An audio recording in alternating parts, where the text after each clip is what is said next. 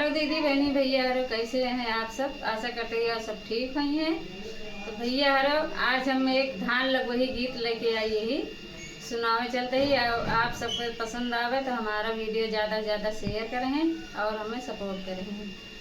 जात बही हो गुरु खेवा मोरी नाइया, जात बही हो गुरु खेवा मोरी नाइया, सब किन नाइया माँ जवाना बना तू है, सब किन नाइया माँ जवाना बना तू है,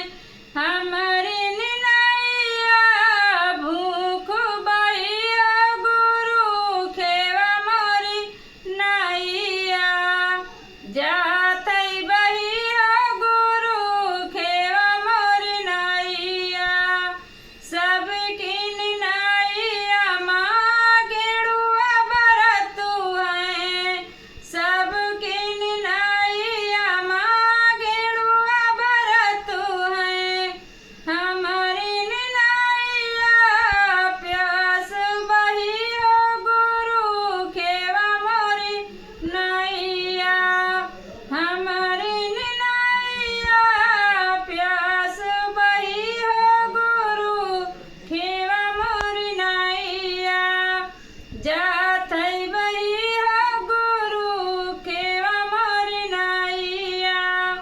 सब किन नाइया माँ बिरवा लगतू है, सब किन नाइया माँ बिरवा लगतू है, हमारी नाइया अमल बहिया गुरु खेवा मोरी नाइया, हमारी नाइया अमल बहिया गुरु खेवा मोरी नाइया, जात बहिया गुरु खेवा मोरी नाइया, सब किन नाइया माँ से जिया लगतू है, सब किन नाइया माँ से जिया लगतू है, हमारी नाइया नींद बहिया गुरु खेवा मोरी नाइया, हमारे नाइया